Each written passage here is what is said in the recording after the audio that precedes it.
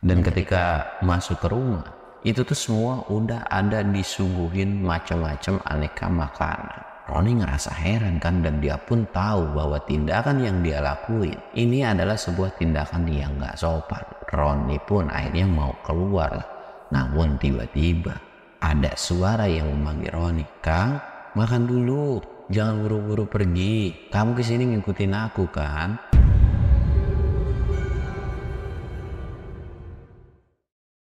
Assalamualaikum warahmatullahi wabarakatuh. Balik lagi di channel Samsul Mister Horror.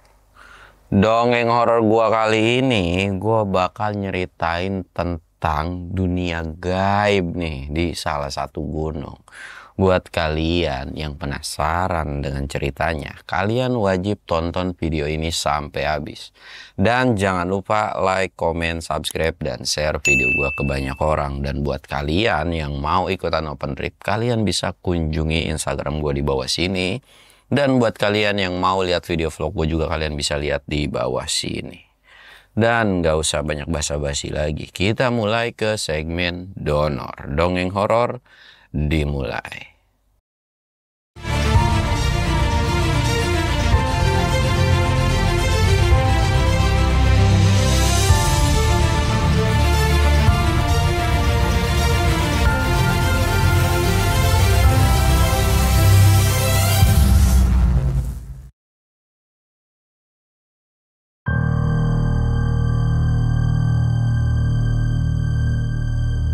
Oke cuy, sebelum masuk ke ceritanya, kita ritual dulu kayak biasa ya.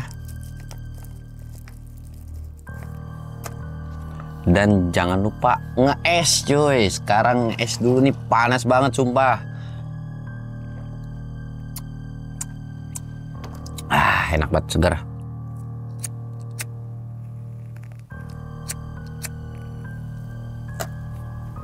Dan sekarang nggak ada basa-basinya nih, kita langsung mulai aja ke ceritanya. Kita sebut aja namanya Roni.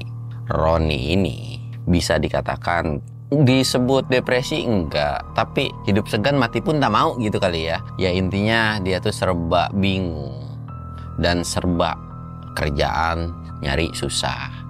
Terus mau dapat jodoh kalau nggak ada duit juga susah gitu. Sedangkan dia hidup dengan sebatang kara. Suatu ketika Roni ini lagi nyari kerja cuy, dan dia tuh nggak punya kendaraan ya, bisa dikatakan nggak punya kendaraan.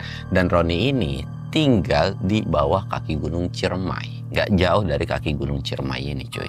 Jadi Roni ini deket ke via Linggarjati apa Linggasana gitu, di salah satu jalur itu gitu kan. Nah dia ini lagi nyari kerja, cuman pas lagi nyari kerja ini Roni ketemu sama salah satu gadis. Salah satu gadis ini bisa dikatakan gelagatnya itu agak sedikit aneh. Yang dimana seolah-olah gadis ini tuh seperti ingin bunuh diri.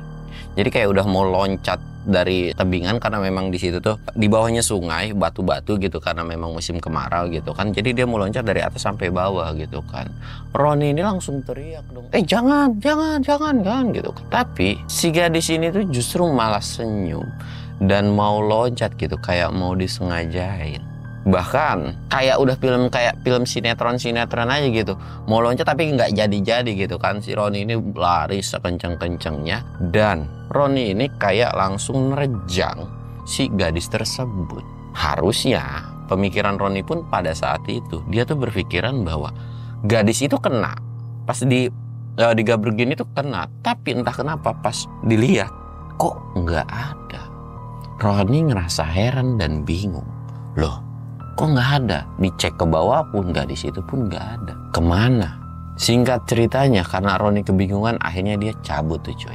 Udahlah, udah pergi gitu kan. Terus hari berikutnya, bisa dikatakan 1 atau 2 hari setelah dari kejadian tersebut, Roni ini ngelewatin tempat yang sama lagi. Tapi kali ini gadis itu berada di bawah sungayan. Roni sempat ngerasa heran. Kayaknya gadis ini gue kenal dah, dan kayaknya pernah ketemu. Karena pakaian dari gadis ini itu bisa dibilang pakaiannya tuh kayak nggak pernah ganti gitu kan. Entah atau memang pakaiannya banyak atau gimana, nggak tahu. Pakaiannya kayak kayak kebaya gitu, bawahnya itu pakai sarung samping gitu kan. Dan di situ tuh lagi duduk aja, lagi ngeliatin kiri dan kanan, bahkan sesekali itu ngeliatin si Roni. Dan kondisinya pun ini bukan malam hari cuy, tapi kayak siang hari. Ya namanya di kampung kan, memang nggak terlalu rame seperti di kota. Jadi mungkin jam 2 atau jam 11 atau jam berapa ya, ada yang lewat mungkin lalu lalang biasa doang gitu kan. Diperhatiin terus. Dan si gadis itu tiba-tiba kayak melambai untuk nyuruh Roni datang ke bawah. Roni kan ngerasa penasaran, dia nengok kiri dan kanan bahwa di situ nggak ada orang lain selain si Roni ini. Roni ini langsung kayak, ke gua kali ya, ya udah deh gue samperin. Disamperin tuh cuy, dan disamperin ke bawah, itu gadis tiba-tiba hilang lagi. Roni ini benar-benar kesel, seolah kayak dipermainkan gitu kan. Ini nih giliran gue mau nyari kerja hasutannya kayak gini. Bisa-bisanya ya gini kalau hidup orang serba nggak punya, semuanya bisa dipermainkan. Roni ini gerendengan sendiri dengan hidupnya yang gara-gara selalu dipermainkan sama orang. Gara-gara Roni ini nggak punya harta yang cukup. Dan Roni pun akhirnya naik lagi dan dia cabut lagi tuh cuy. Alhamdulillah. Setelah itu Roni ini dapat kerjaan walaupun memang gajinya nggak seberapa. Roni mulai semangat dong, dia udah kerja nih, gue harus jadi orang kepercayaan dan gue harus, ya intinya titik balik dia untuk bisa jauh lebih banyak duit lah gitu kan kerja. Selang 1 minggu setelah dia dapat pekerjaan dan ketemu dengan si gadis ini, Roni kan ngelewat lagi dan kali ini ketemu dan papasan di jalan cuy. Si gadis ini cuman senyum. Dan entah kenapa Roni ini seolah kayak terhipnotis. Dan Roni ini mau ngikutin si gadis tersebut, yang dimana gadis tersebut itu jalan terus masuk ke sebuah jalur yang memang masih ada hutan gitu ya, kayak ke hutan-hutan pinus gitu masuk. Dan ketika mau masuk, Roni ini dipanggil sama temennya gitu kan. Woi Roni, mau kemana lo? Bukan kerja gitu kan. Roni langsung kayak kaget dan iya bentar. Dan pas dicek lagi, si gadis itu udah nggak ada lagi. Roni ngerasa heran, kok bisa gadis itu hilang secepat itu? Padahal memang hutan pinus gitu kan, dan nggak rimbun-rimbun banget. Kalau orang jalan kemanapun itu harusnya masih ketemu, dan kalau ngumpet di balik-balik pohon pun nggak mungkin banget lah. Jadi itu tuh kayak, kok bisa tiba-tiba ngilang kayak gitu? Ya sudahlah. Akhirnya Roni ini berangkat kerja lagi.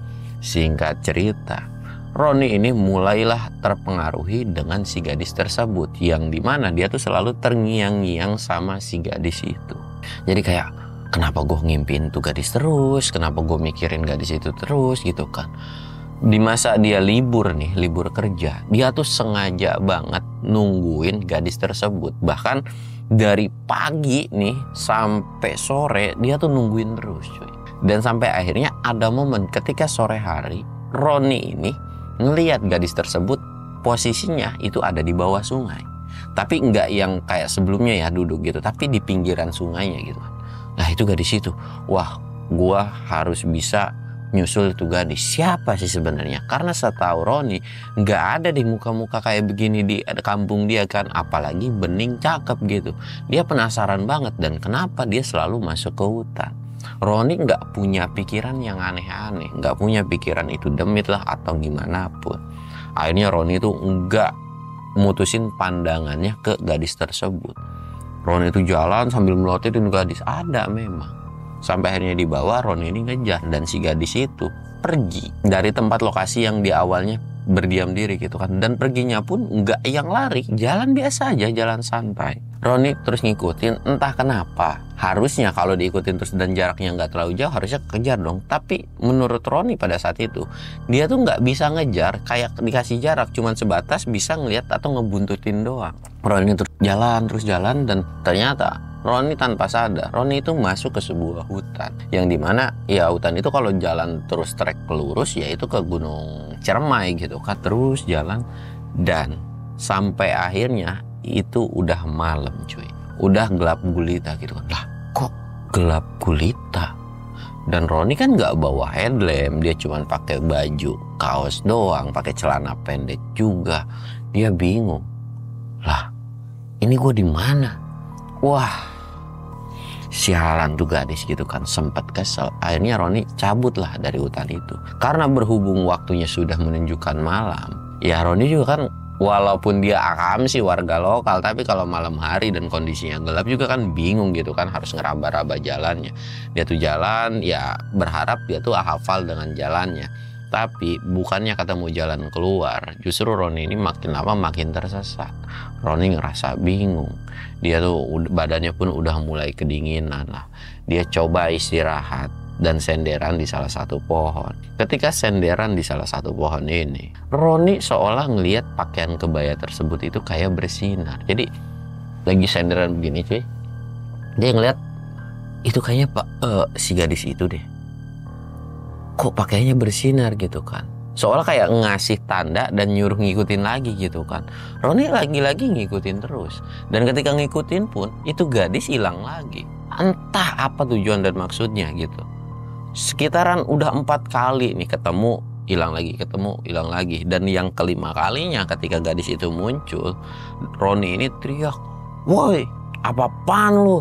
Apa niat lu? Apa maksud lu?" gitu kan. Si gadis itu tuh kayak jalan dan nyuekin aja terus jalan.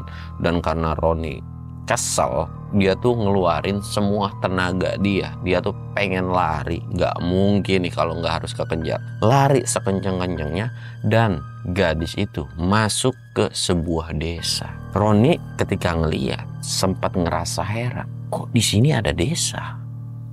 Alhamdulillah, ternyata gue nggak nyasar. Dan Roni pun nggak punya pikiran, tapi dia sempat ngerasa heran karena pencahayaan dari desa tersebut itu masih menggunakan obor. Belum ada yang namanya listrik kan. Roni itu masuklah ke gapura tersebut walaupun sedikit ngerasa terheran-heran. Dan anehnya aktivitas di desa itu benar-benar rame banget walaupun pada saat malam hari. Dan Roni jadi sebuah tontonan di desa tersebut, atau bisa dikatakan selalu ditatap tajam gitu, kayak wah ada orang asing nih gitu kan. Dan Roni pun ngerasa ya wajar lah kalau masuk ke kampung orang, apalagi dengan celana pendek malam hari pakai kaos doang. Dan Roni pun sempat ngerasa heran, kok bisa orang-orang di sini pakaiannya pakaian zaman dulu semua, pakaian kebaya. Laki-lakinya pun pakaian ya kayak baju apa ya namanya ya, koloran celana sontok hitam, terus pakai ikat kepala gitu kan. Dan Roni cuma bisa ngelihat kiri dan kanan nyari si gadis tersebut. Dan Roni pun ngelihat gadis tersebut, dan gadis tersebut itu seolah kayak ngelambai. Akhirnya Roni ini ngikutin lah gadis tersebut, cek. Dan si gadis itu langsung masuk ke dalam satu rumah. Tanpa pikir panjang, Roni pun ikut masuk ke dalam rumah tersebut. Dan ketika masuk ke rumah, itu tuh semua udah ada disuguhin macam-macam aneka makanan. Roni ngerasa heran kan, dan dia pun tahu bahwa tindakan yang dia lakuin ini adalah sebuah tindakan yang gak sopan. Roni pun akhirnya mau keluar lah. Namun tiba-tiba ada suara yang memanggil Roni, "Kang, makan dulu. Jangan buru-buru pergi. Kamu kesini ngikutin aku kan?" Dari situ pun akhirnya Roni kayak, kok dia tahu ya?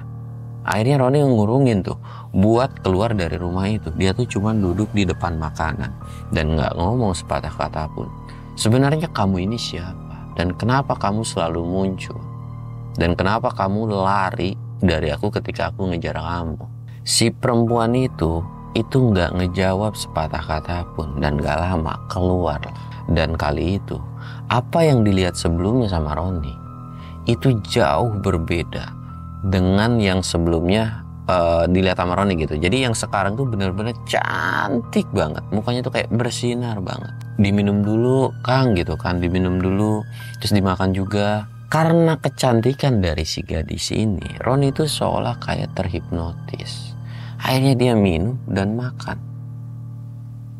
Dan setelah makan, makanan yang segitu banyaknya itu habis cuy sama dia. Gara-gara saking enaknya. Dan Roni gak sadar, ketika dia makan, gadis itu pun lagi-lagi gak ada. Loh, kemana? Roni nunggulah sekitaran 5-10 menit. Pas udah 10 menit dia agak kesel. Neng, kok nggak ada sautan siapapun. Neng, Neng, nggak ada. Ditungguin lagi sampai setengah jam. Dan ketika setengah jam, Roni ini mulai berani. Dia tuh ngecek salah satu ruangan. Dan terus rumah itu yang ada ruangannya itu dicek. Nggak ada siapa. Roni ini akhirnya keluar rumah lah. Dan ketika keluar rumah, Roni dikagetkan dengan aktivitas yang dimana awalnya semua warga di situ itu normal seperti manusia biasa. Namun kali ini warga di situ berubah total jadi warga-warga yang menyeramkan. Mukanya ada yang hancur, ada yang berbentuk kuntilanak, ada yang seperti tuyul, ada yang kayak wewe gombel. Pokoknya macam-macam demit di situ ada, cuy. Dan ketika Roni mulai kepanikan dan ketakutan, Roni ini turun dari tangga rumah itu. Tak, tak. Dan dia coba untuk melipir ngebelakangin rumah dari si gadis tersebut kan. Dan ketika mau melipir nih, ada sosok yang keluar dari dalam rumah itu juga. Mau kemana kamu? Kamu nggak bisa keluar dari desa ini. Dan yang keluar itu sosok nenek-nenek dengan rambut yang urak-urakan. Dan seolah kayak Roni ini sudah dijebak. Roni yang ngelihat sosok nenek itu, Roni ini ketakutan dan lari ngibrit. Lari itu sekencang-kencangnya. Dia tuh ngebelakangin rumah dan lari. Dan di belakang rumah ini kan kayak hutan-hutan gitu kan. Roni ini lari terus kencang-kencangnya. Kirain dengan Roni bisa lari dari rumah tersebut, sosok yang di belakang ini nggak akan ngikutin. Tapi justru safety apapun Roni ini ngumpet cuy, dia tuh selalu diketemuin. Entah itu dengan si sosok kuntilanak atau sosok pocong. Roni mulai stres, kok bisa gue diketemuin gitu kan. Terus lari sekenceng-kencengnya. Dan karena nafas dia udah kecapean, Roni ini ngeres dulu lah dan berhenti. Dan ketika berhenti, di depan dia itu ada sosok nenek tersebut. Kamu mau kemana? Kamu gak bisa pergi. Kamu harus menikah denganku. Roni mulai panik dong dalam hatinya. Walaupun gue orang kismin, walaupun gue orang gak punya, tapi gak gini juga kali. Kenapa harus bangsa demit yang suka sama gue? Roni ini mau lari, tapi cuy, rambutnya itu dijambak atau dijenggut. Roni coba berontak mukulin tangan dari si nenek tersebut, tapi gak bisa. Seolah tenaganya itu benar-benar kuat. Dan karena Roni gak mau ikut, si nenek itu benar-benar ngejambak dan nyeret Roni dibawa lagi ke desa tersebut.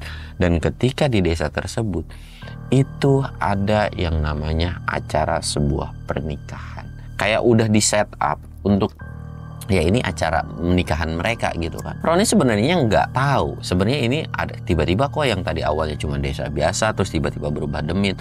Kenapa sekarang jadi ada kayak seolah mau ada pesta gitu kan. Roni ngerasa heran aja pada saat itu. Dan ketika si Roni ini digusur, dijambak gitu kan, ternyata si nenek ini itu tuh ngebawa Roni ke sebuah panggung yang memang nggak terlalu besar. Di situ pun ada 2 kursi. Dan Roni ini didudukin di kursi tersebut. Dan Roni baru ngeh, ternyata acara hajatan ini untuk mereka berdua. Nenek itu nyeringai dan ketawa. Bahkan ada sorak-sorak dari warganya. Di warganya ini nggak normal ya cuy. Bisa dikatakan ya sesuai dengan apa yang gue bilang sebelumnya. Mukanya tuh ada yang hancur, ada yang jenisnya pocong, kunti dan sebagainya gitu kan. Roni pengen cabut dari kursi tersebut atau pengen loncat lah gitu. Dia tuh nggak bisa, seolah badannya itu berat banget dan harus duduk di situ. Wah, di situ Roni udah pengen berontak dan dia cuma bisa ngucurin air mata. Gue nggak mau nikah sama lu, gue nggak mau. Dan si nenek itu bilang, kenapa kamu nggak mau? Kalau kamu mau menikah denganku, apapun yang kamu mau bisa terwujud. Dan kamu akan menjadi raja di desa ini. Ya memang sih jadi raja, tapi kan bukan berarti harus mimpin demit juga. Sedangkan Roni kan bisa dibilang manusia gitu, belum meninggal juga.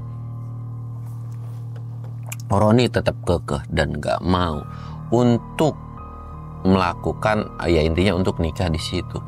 Dan sampai akhirnya walaupun Roni nolak terus, ada sebuah demit yang di situ tuh kayak ngebawain sebuah makanan. Tapi makanan kali ini itu bukan berbentuk makanan biasa, melainkan daging mentah yang entah itu tuh daging apa. Roni ini disuruh makan. Dan karena Roni ngerasa jijik dan gak mau, Roni gak mau. Dan sosok demit itu maksa. Bahkan ada beberapa demit yang perawakannya gede itu megangin Roni, dan daging itu tuh disumpelin ke mulut Roni. Dan setelah disumpelin ke mulut Roni, daging itu tuh kayak disumpelin tok gitu kan. Roni pun udah muat dan coba mau muntah, tapi nggak bisa. Dan karena perlakuan dari si demit ini kasar, Roni ini sampai pingsan, nggak sadarkan diri. Dan ketika sadar, Roni berada di sebuah rumah atau di sebuah kamar yang dimana kamar itu benar-benar indah, bagus banget. Dan di sebelahnya itu ada gadis cantik. Roni ngerasa heran. Dan gadis yang di sebelah ini itu tuh benar-benar gadis yang awal-awalnya dia ngejar. Kok bisa ada gadis cantik? Dan si gadis ini pun nyapa, kakang udah bangun? Udah istirahat dan tidur lagi aja. Roni sempat ngelamun dan dia ngecek bajunya, bahwa bajunya ini udah nggak ada sehelai pun. Bisa dikatakan ya telanjang bulat aja gitu kan. Dan si gadis ini pun dengan kondisi pakai sarung doang gitu kan. Dia keluar dulu, yaudah aku ngambil makanan dulu, keluar kan.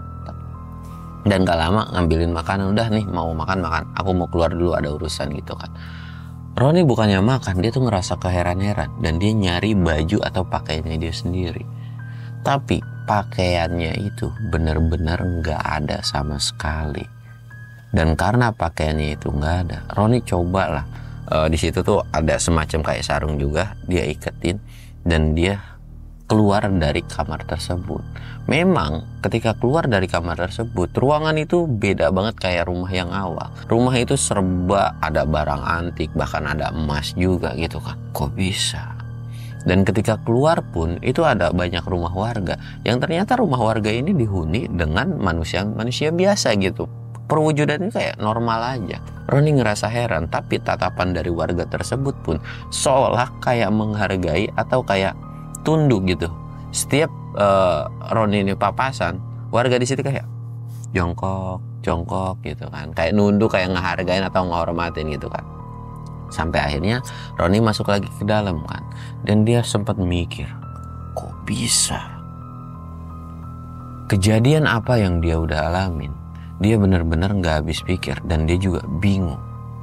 Wah, ini gimana nih? Dan karena Roni ini sadar bahwa dia ini bukan di dunia manusia, Roni ini namparin pipinya sendiri. Plok. Sadar Ron, sadar. Ini bukan bangsa lu. Dan ini bukan tempat yang lu mau.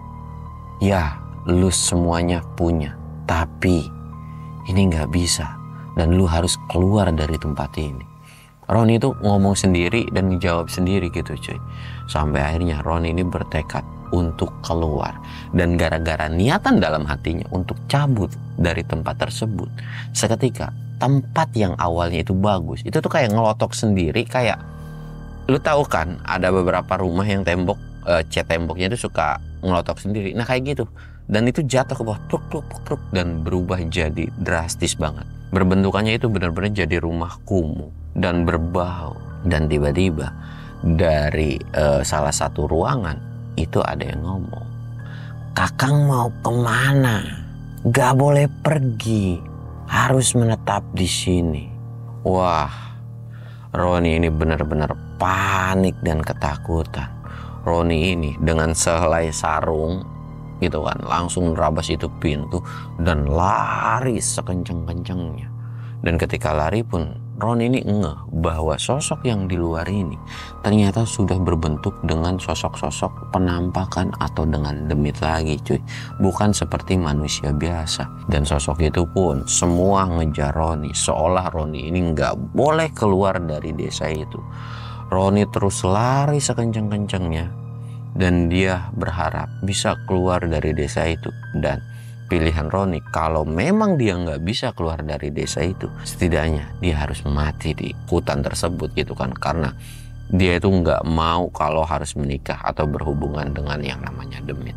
Roni lari sekencang-kencangnya. Dan Roni sempat melihat sebuah cahaya dalam pelariannya ini. Walaupun Roni ini bisa dikatakan terus dikejar sama sosok demit ini di belakang gitu kan. Dan sosok demit ini bukan berarti ketika ngejar itu nggak ngedapetin si Roni. Ada kayak luka cakar dari belakangnya itu. Badannya itu benar-benar penuh dengan luka-luka yang ngebuat Roni itu kesakitan.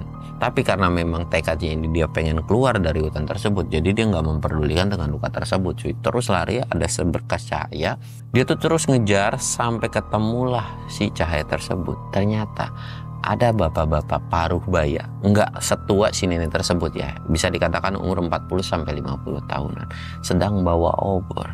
Dan bapak itu nengok, "Loh, kamu ngapain kesini?" "Pak, tolongin saya, tolongin saya." Dan si bapak itu kayak senyum dan dibawa. Dan tiba-tiba ada sebuah teriakan dari belakang, "Kembalikan manusia itu. Dia sudah masuk ke desaku. Dan dia sudah jadi tawananku dan tidak bisa lagi keluar dari daerahku."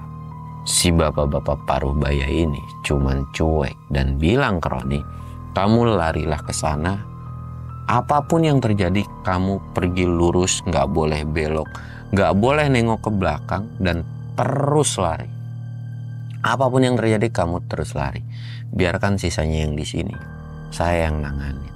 Dan kamu harus yakin dan percaya bahwa kamu bisa keluar dari sini. Kamu adalah anak yang baik. Pergi." Disuruh pergi coy. Dan Roni pun karena memang ngerasa ditolongin dan dia pun masa bodoh lah, walaupun agak sungkan, agak kasihan juga. Gara-gara si Roni ini, si bapak-bapak ini tuh jadi kayak tumbal lah, atau kayak harus ngelawan si nenek tersebut. Walaupun Roni juga nggak tahu siapa bapak tersebut. Roni ini cuma ngikutin isyarat dari bapak tersebut, lari sekencang-kencangnya gitu kan. Dia ngerasa lari kali ini jauh lebih berat daripada lari sebelumnya. Bahkan ketika lari, kakinya itu seolah kayak ada beban yang berat banget, susah banget gitu kan. Wah, itu nggak bisa terus-terusan. Nah, pas lagi nggak bisa kayak gitu, Roni ngerasa udah capek banget. Tapi ketika capek, ada yang suara yang terngiang-ngiang di kupingnya si Roni ini. "Terus lari nak, terus lari cu," gitu kan. "Terus lari," gitu. Dan disitu pun kayak nyemangatin Roni ini terus-terusan lari sekencang-kencangnya. Sampai akhirnya Roni ini udah nggak sadar bahwa dia tuh udah ngerasa capek banget. Dan sampai akhirnya Roni ini udah lemes dan dia pingsan. Dan ketika sadar, Roni ini berada di sebuah sungayan yang dimana ketika awal-awal Roni ini ketemu dengan si gadis tersebut, dengan kondisi Roni tanpa busana sama sekali, bisa dikatakan telanjang bulat. Dan Roni pun baru sadar, rambutnya yang urakan, jenggotnya yang kemana-mana, dan seolah dia sudah ngalamin beberapa lama di sana gitu kan. Roni itu lagi dikerubutin sama beberapa warga. Orang gila nih, orang gila, mati-mati gitu kan, disangkanya udah meninggal. Tapi ternyata ketika Roni bangun dia kayak, "Kok?" Dan ngelihat. Dan di salah satu warga ini Roni itu ada yang kenal. Dan tapi si temannya ini kayak nggak kenal dari si Roni ini. Roni langsung bilang, "Lu ini kan," gitu, nyebut namanya. "Lah lu siapa anjir?" gitu kan. "Ini gue Roni, ini gue Roni." Di situ pun temennya nggak habis pikir bahwa kok bisa temennya sekarang berubah kayak gini. Dan Roni ini udah dicap hilang atau kabur kemana gitu, atau pindah daerah. Bukan dicap meninggal ya, tapi udah dicap pergilah. Dan di situ pun akhirnya temennya ini langsung ngambil, langsung ngebawa Roni ini ke rumahnya lah. Karena memang wah ini bukan gila gitu kan. Dan mau untungnya tuh kayak mau ngedengerin cerita dari si Roni. Roni ini ngejelasin lah. Dan ternyata menurut pengakuan dari temennya, Roni ini sudah hilang sekitaran 7-8 tahun. Roni sempat garuk-garuk kepala dan dia ngerasa aneh dong. Padahal dia di sana tuh cuman sehari atau 2 hari. Kok bisa-bisanya hilang sekitaran 7 sampai 8 tahun. Wah, nggak bener kali. Bener. Ngapain juga gue bohong, kata temennya tuh. Dan ternyata Roni pas ngecek tanggalan, benar cuy. Roni ini memang hilang sekitaran 7 sampai 8 tahunan. Tapi ada sebuah kejadian yang menarik. Ketika Roni berhasil keluar dari desa tersebut, Roni ini kan bener-bener kayak dibantuin lah sama, dipermak, maksudnya kayak cukur rambut, jenggot dan sebagainya. Kehidupan Roni itu berubah drastis. Yang dimana Roni ini kan nggak minta pesugihan atau apapun gitu kan. Roni itu selalu dapat kemujuran atau kayak selalu beruntung, bahkan dia dapat kerjaan enak, dapat pasangan yang cantik. Padahal umurnya tuh Roni udah lumayan ya sekitar hampir mau 40, tapi dia tuh dapat ya umuran gadis sekitaran 20 di bawah 30 gitu kan. Dan setelah dari kejadian itu pun Roni ini jadi orang yang benar-benar kaya. Dan bahkan karena memang pertolongan temannya pun ikut kecipratan. Dan temannya sempat nanya, kok lu bisa jadi kayak gini? Roni pun cuman geleng-geleng kepala. Dia nggak tahu kenapa bisa kayak gitu. Bahkan Roni ini walaupun trauma, sesekali dia ngecek ke sungayan tersebut. Dan dia tuh kayak ngerasa, dia tuh nyari sebenarnya sosok gadis itu masih ada atau enggak. Bahkan Roni sempet tapi nggak sendirian ya. 1 hari 1 malam dia tuh cuman duduk nungguin, berharap ketemu sama siapapun, sama si bapak gadis itu atau gimana pun gitu. Karena dia penasaran dengan kejadian yang apa yang udah pernah terjadi beneran atau enggak. Tapi ternyata nggak pernah ketemu sama sekali. Dan Roni pun kayak ya udahlah, bodo amat. Mungkin ini sebuah keberuntungan buat dia. Dan sampai akhirnya Roni pun hidup senang. Dan sampai sekarang dia menjadi kaya raya. Dan sampai sini pun ceritanya selesai. Ya, segala sesuatu yang positif dari cerita ini silahkan kalian ambil. Yang negatifnya silahkan kalian buang. Gua Samsul undur diri. Assalamualaikum warahmatullahi wabarakatuh.